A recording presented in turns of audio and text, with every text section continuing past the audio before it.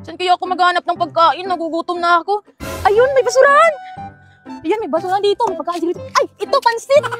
Yes, sa wakas, makakain na rin ako. Doon ako kakain. Uy, Jeannie, tingnan mo. May bagong labas ngayon na laro. Yung Haunted Night. Ha, talaga ba? Oo, tara, laruin natin. Sige. Isang araw, may isang mayamang babae na nagdikit ng papel sa pader. Ayan!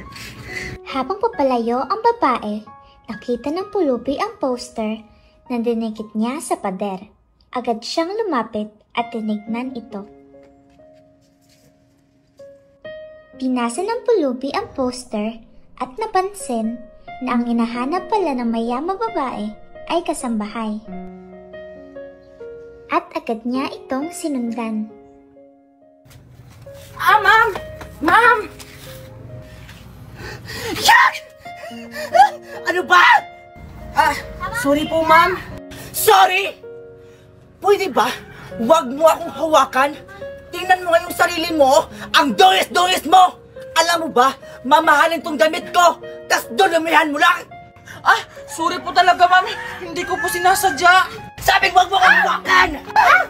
Nakita ni Tupper na inaapi ang kanyang ina, kaya't ito ay agad niyang nilapitan. Tumingin lang ako, tahimik, pero sa loob-loob ko, gusto kong sumigaw. Yan! Sa baho! Ay, anay! Okay ka lang po ba? Ay, okay lang ako, anak. Huwag ka mag-alala. Ha? Sigurado ka po ba, Nay? Pero bakit ka po nasasaktan? Tumingin ulit ako sa babae. Iniipon ang lakas ng loob ko upang tanungin siya kung bakit niya sinasaktan ang nanay ko. Hoy, Ale! Bakit mo naman po tinulak yung nanay ko? Abay, dapat lang yan sa nanay mo!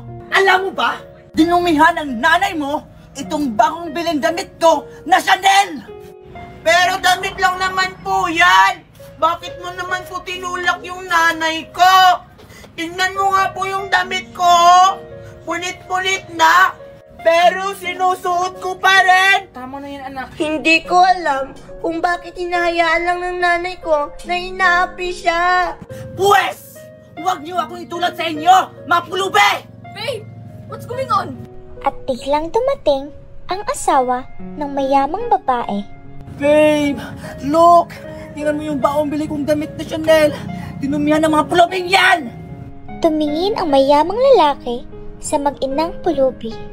Sir! Ma'am! Sorry po, hindi naman po sinasadya ng nanay ko yun. Di ba, nanay? Sabihin mo po!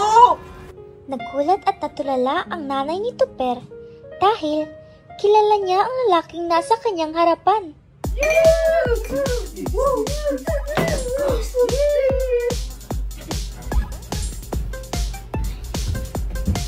Excuse me. Excuse me. Asa, okay ka lang po ba? Asa. Lasing na lasing ang mayamang lalaki kaya tinulungan niya itong ihiga dahil nag-aalala siya na baka kung ano ang mangyari sa kanya. Kasi sir, inom pa hindi naman pala kaya. Sige sir, mauna na ako ha. At nangyari na nga ang hindi inaasahang mangyayari sa kanilang dalawa. Babe! Hindi nakapagsalita agad ang mayamang lalaki dahil mukhang pamilyar ang mukha ng nanay ng batang pulubi. Nay! Ma'am, sir, pasensya na po talaga. Hindi ko pa talaga sinasadya. Tara na, anak. Hindi ko kayang harapin ang katotohanan. Baka hindi ko kayanin ang anak ko. Siya ang bunga ng gabing hindi ko na kayang balikan. Ay, gano'n na lang yun! Hoy, babae! Huwag mo akong takasan! Bumalik ka dito! Babe! Galit na galit ang mayamang babae, kaya tinabon niya ang mag-inang pulubi.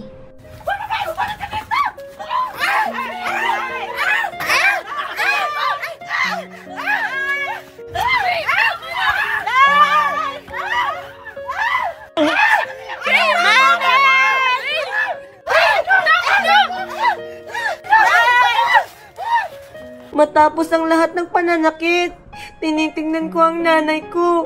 Hindi ko alam kung anong mararamdaman ko. Kung galit ba, sakit, uwawa, para sa aming dalawa. Ano? Ha? Ipapakulong kitang babae ka! Bitch! Ha?